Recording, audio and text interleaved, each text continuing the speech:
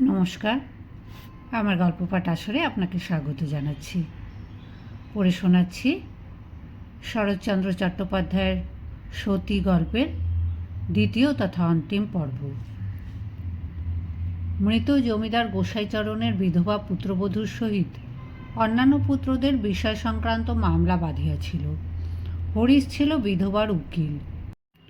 জমিদারের আমলা কে যে কোন পক্ষে জানা কঠিন বলিয়া গোপনে পরামর্শের জন্য বিধবা নিজেই ইতিপূর্বে দু একবার উকিলের বাড়ি আসিয়াছিলেন। আজ সকালেও তাহার গাড়ি আসিয়া হরিশের সদর দরজায় থামিল। হরিশ সসম্ভ্রমে তাহাকে নিজের বসিবার ঘরে আনিয়া বসাইলেন। আলোচনা পাছে ও ঘরে মুহুরীর কানে যায়, এই ভয় উভয়ে সাবধানে ধীরে ধীরে কথা কহিতেছিলেন। বিধবার কি একটা অসংলগ্ন প্রশ্নে হরিশ হাসিয়া ফেলিয়া জবাব দিবার চেষ্টা করিতেই পাশের ঘরে পর্দার আড়াল হইতে অকস্মাৎ তীক্ষ্ণ কণ্ঠের শব্দ আসিল, আমি সব শুনেছি। বিধবা চমকিয়া উঠিলেন। হরিশ লজ্জা ও শঙ্কায় কাঠ হইয়া গেল। একজোড়া অতি সতর্ক চক্ষু কর্ণ যে তাহাকে অহরহ পাহারা দিয়া আছে, একথা সে মুহূর্তের জন্য ভুলিয়াছিল। পর্দা ঠেলিয়া নির্মলা রণমূর্তিতে বাহির হইয়া আসিল। হাত নাড়িয়া কণ্ঠস্বরে বিষ ঢালিয়া দিয়া কহিল, ফুসফুস করে কথা কয়ে আমাকে ফাঁকি দেবে? মনেও করো না। কই, আমার সঙ্গে তো কখনো এমন হেসে কথা কইতে দেখিনি। অভিযোগ নিতান্ত মিথ্যা নয়। বিধবা সভায় কহিলেন, এ কী কাণ্ড হরিশবাবু? হরিশ বিমূঢ়ের মতো ক্ষণকাল চাহিয়া থাকিয়া বলিল, পাগল। নির্মলা কহিল, পাগল? পাগলই বটে, কিন্তু করলে কে শুনি? এই বলিয়া সে হাউ হাউ করিয়া কাঁদিয়া ফেলিয়া সহসা হাঁটু গাড়িয়া বিধবার পায়ের কাছে ঢিপ ঢিপ করিয়া মাথা খুঁড়িতে লাগিল। মুহুরী কাজ ফেলিয়া ছুটিয়া আসিল। একজন জুনিয়র উকিল সেইমাত্র আসিয়াছিল। সে আসিয়া দ্বারের কাছে দাঁড়াইল। বোস কোম্পানির বিল সরকার তাহারই কাঁধের ওপর দিয়া উঁকি মারিতে লাগিল এবং তাহাদেরই চোখের সম্মুখে নির্মলা মাথা খুঁড়িতে লাগিল। আমি সব জানি, আমি সব বুঝি, থাকো, তোমরাই সুখে থাকো, কিন্তু সতী মায়ের সতীকন্যা যদি হই, যদি মনে জ্ঞানে এক বই না দুই জেনে থাকি, যদি।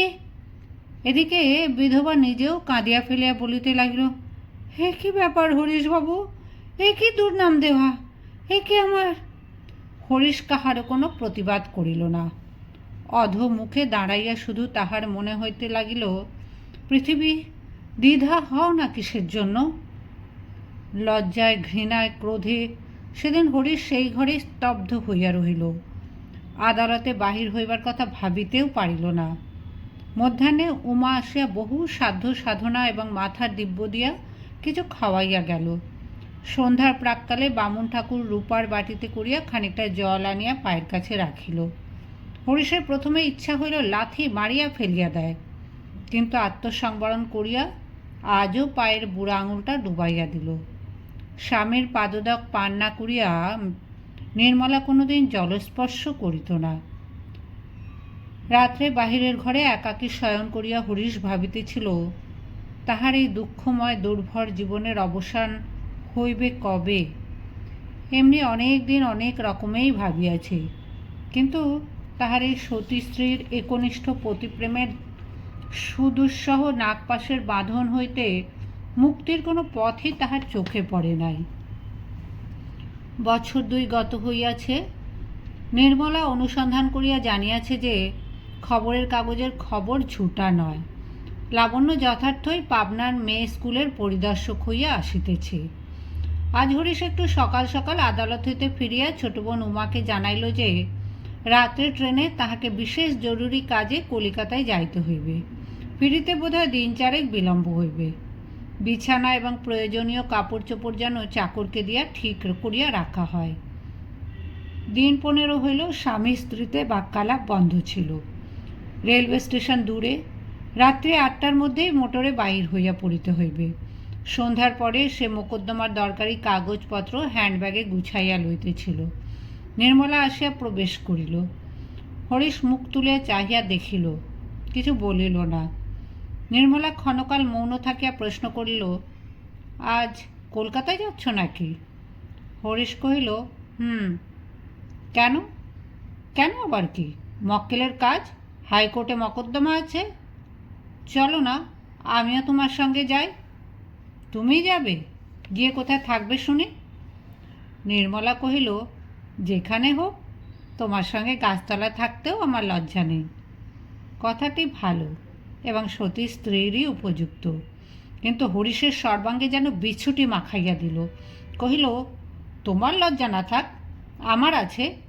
আমি গাছতলার পরিবর্তে আপাতত কোনো এক বন্ধুর বাড়িতে গিয়ে উঠব স্থির করেছি। নির্মলা বলিল, তাহলে তো ভালোই হয়।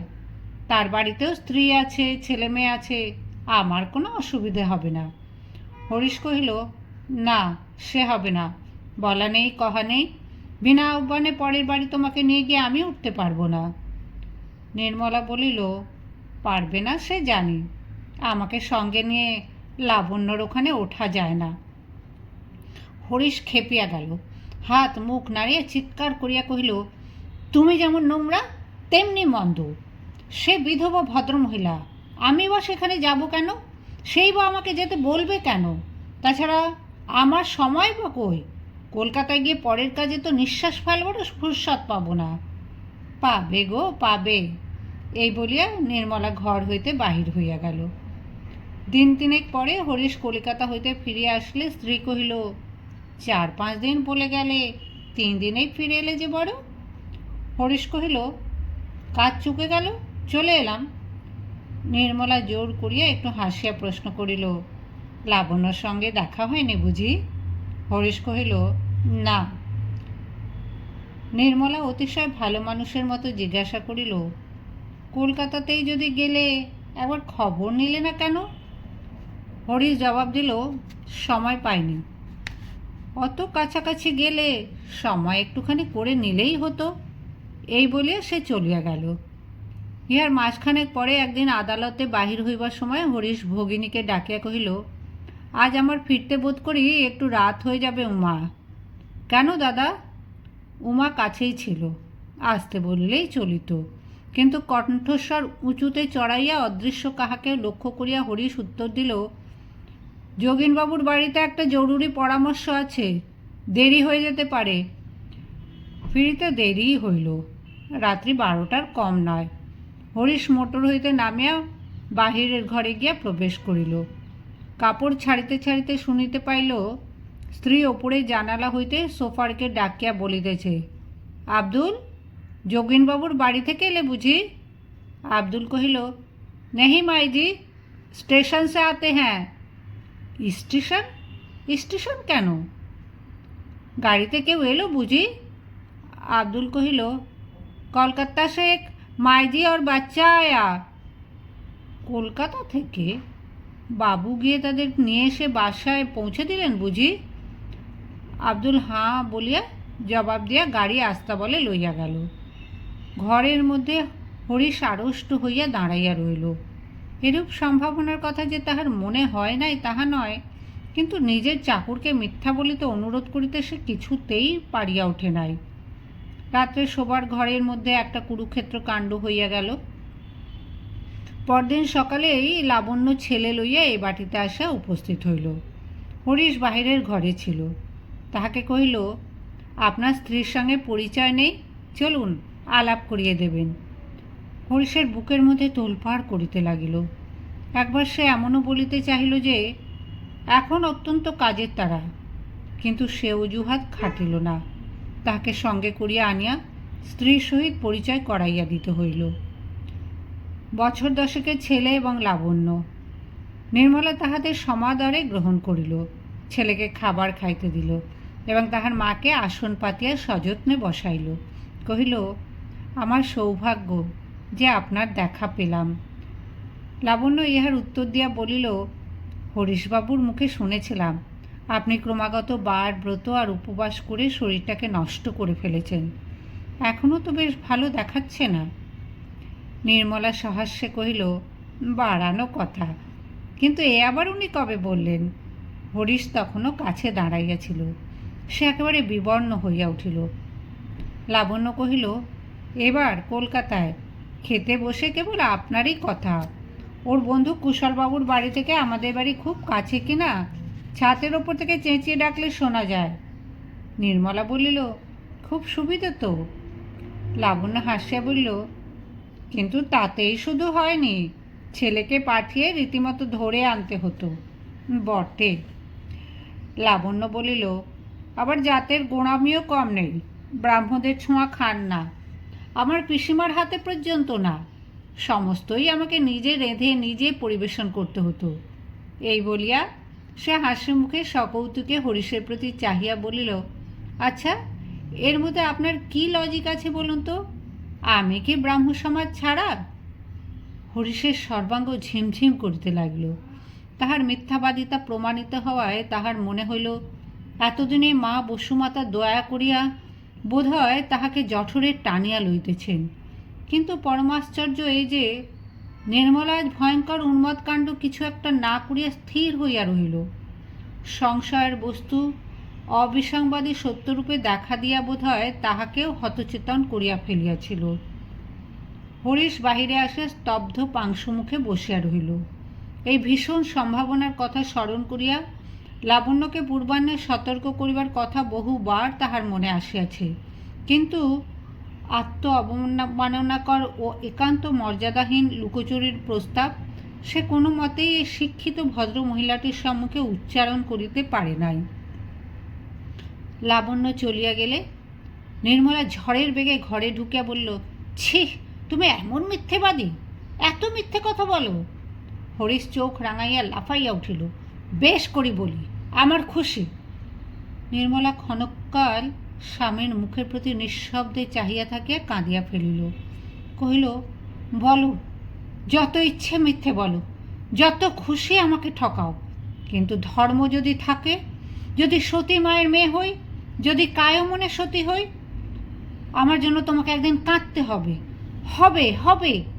এই বলিয়া সে যেমন আসিয়াছিল তেমনি দ্রুত বেগে বাহির হইয়া গেল। বাক্যালাপ পূর্ব হইতেই বন্ধ চলিতেছিল, এখন সেটা দৃঢ়তর হইল।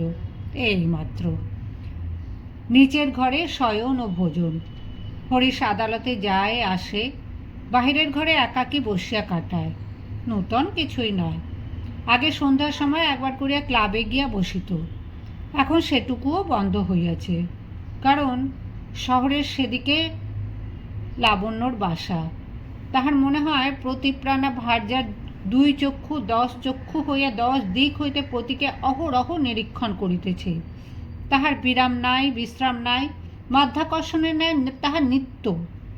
স্নানের পর আর সেদিকে চাহিয়া তাহার মনে হইত সতীসাধ্বীর এই অক্ষয় প্রেমের আগুনে তাহার কলুষিত দেহের নশ্বর মেদ মজ্জা মাংস শুষ্ক ও নিষ্পাপ হইয়া অত্যন্ত দ্রুত উচ্চতর লোকের জন্য প্রস্তুত হইয়া উঠিতেছে।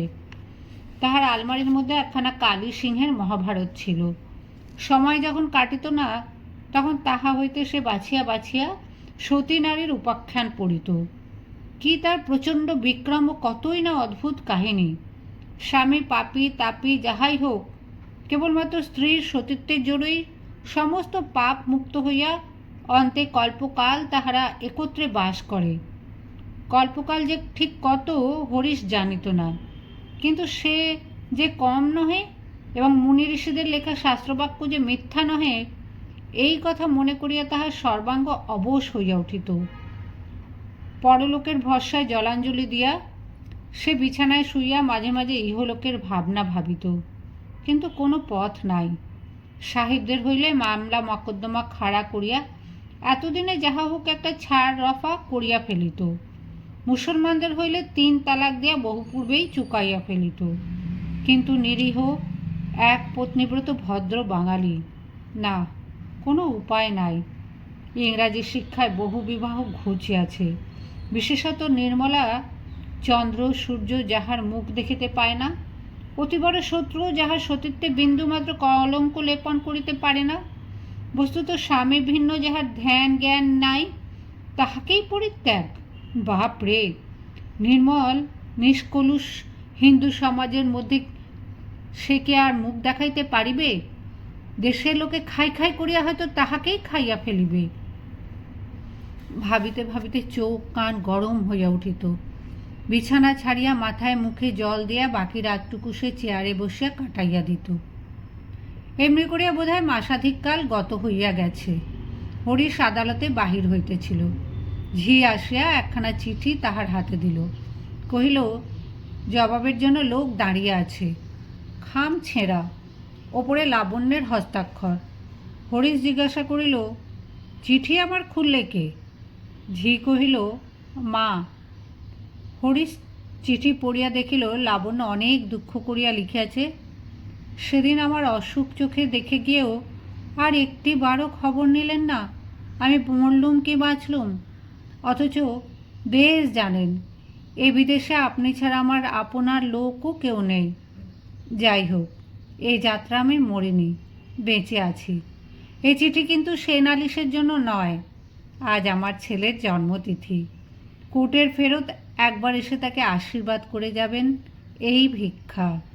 লাবণ্য। পত্রের শেষে পুনশ্চ দিয়া জানাইয়াছে যে রাত্রের খাওয়াটা আজ এইখানেই সমাধা করিতে হইবে। একটুখানি গান বাজনার আয়োজনও আছে। চিঠি পড়িয়া বোধ করি সে ক্ষণকাল বিমনা হইয়া পড়িয়াছিল। হঠাৎ চোখ তুলিতেই দেখিতে পাইল ঝি হাসি লুকাইতে মুখ নিচু করিল।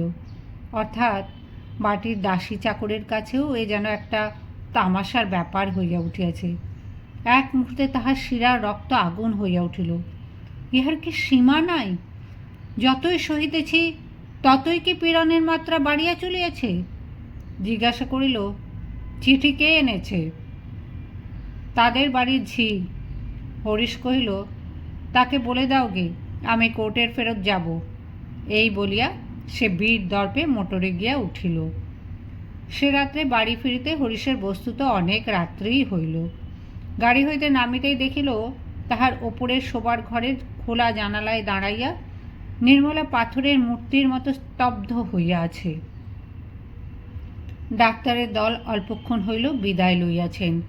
পারিবারিক চিকিৎসক বৃদ্ধ জ্ঞানবাবু যাইবার সময় বলিয়া গেলেন, বোধহয় সমস্ত আফিংটাই বার করে ফেলা গেছে।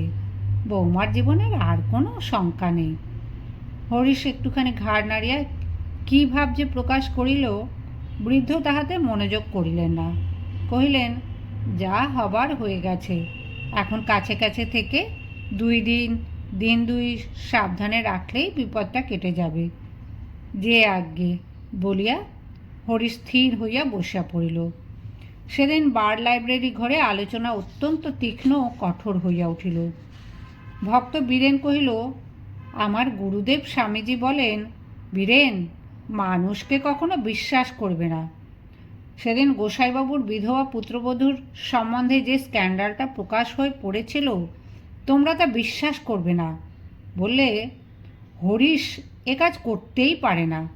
এখন দেখলে গুরুদেবের কৃপায় আমি এমন অনেক জিনিস জানতে পারি তোমরা যা ড্রিম করো না। ব্রজেন্দ্র বলল, উফ, হরিশটা কি স্কাউন্ড্রেল! ওরকম সতীসাধ্যী স্ত্রী যার, কিন্তু মজা দেখেছ সংসারে? বদমাইশগুলোর ভাগ্যেই কেবল এরকম স্ত্রী জোটে। বৃদ্ধ তারুণী চ্যাটার্জি হুঁকা লইয়া ঝিমাইতেছিলেন। কহিলেন, নিঃসন্দেহে আমার তো মাথার চুল পেকে গেল, কিন্তু ক্যারেক্টারে কেউ কখনো একটা স্পট দিতে পারলে না।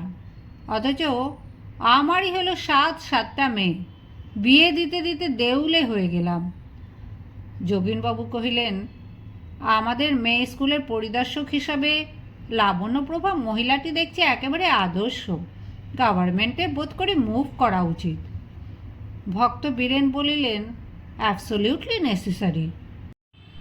সম্পূর্ণ একটা দিন পার হইল না, সতীসাধ্যীর স্বামী হরিশের চরিত্র জানিতে শহরে কাহারও আর বাকি রহিল না, এবং সুহৃদবর্গের কৃপায় সকল কথাই তাহার কানে আসিয়া পৌঁছিল।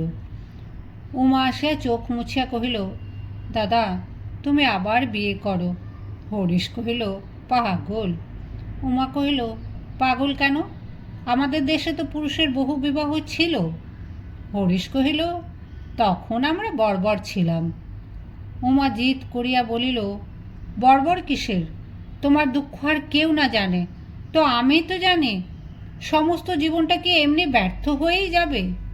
হরিশ বলিল, উপায় কি বোন? স্ত্রী ত্যাগ করে আবার বিয়ে করার ব্যবস্থা পুরুষের আছে জানি, কিন্তু মেয়েদের তো নেই। তোর বৌদিরও যদি এই পথ খোলা থাকতো, তোর কথায় রাজি হতাম উমা।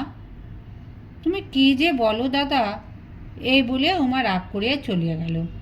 হরিশ চুপ করিয়া একাকী বসিয়া রহিল। তাহার উপায়হীন অন্ধকার চিত্ততল হইতে কেবল একটি কথাই বারংবার উত্থিত হইতে লাগিল, পথ নাই, পথ নাই। এই আনন্দহীন জীবনে দুঃখই ধ্রুব হইয়া রহিল। তাহার বসিবার ঘরের মধ্যে তখন সন্ধ্যার ছায়া গাঢ়তর হইয়া আসিতেছিল। হঠাৎ তাহার কানে গেল পাশের বাড়ির দরজায় দাঁড়াইয়া বৈষ্ণব ভিখারির দল কীর্তনের সুরে দ্যুতির বিলাপ গাইতেছে। দ্যুতি মথুরায় আসিয়া ব্রজনাথের হৃদয়হীন নিষ্ঠুরতার কাহিনী বিনাইয়া বিনাইয়া নালিশ করিতেছে। সেকালে এ অভিযোগের কিরূপ উত্তর দ্যুতির মিলিয়াছিল হরিশ জানিত না, কিন্তু একালে সে ব্রজনাথের পক্ষে বিনা পয়সার উকিল দাঁড়াইয়া তর্কের উপর তর্ক জুড়িয়া মনে মনে বলিতে লাগিল, ওগো দ্যুতি, নারীর একনিষ্ঠ প্রেম খুব ভালো জিনিস, সংসারে তার তুলনা নেই, কিন্তু তুমি তো সব কথা বুঝবে না, বললেও না। কিন্তু আমি জানি ব্রজনাথ কিসের ভয় পালিয়ে গিয়েছিলেন এবং 100 বছরের মধ্যে আর ওমুখও হননি। কংস টংস সব মিছে কথা। আসল কথা শ্রী রাধার ওই একনিষ্ঠ প্রেম। একটু থামিয়া বলিতে লাগিল, তবু তো তখনকার কালে ঢের সুবিধে ছিল, মথুরায় লুকিয়ে থাকা চলতো, কিন্তু একাল ঢের কঠিন। না আছে পালাবার জায়গা, না আছে মুখ দেখাবার স্থান। এখন ভুক্তভোগী ব্রজনাথ দয়া করে অধীনকে একটু শীঘ্র পায়ে স্থান দিলেই বাঁচি।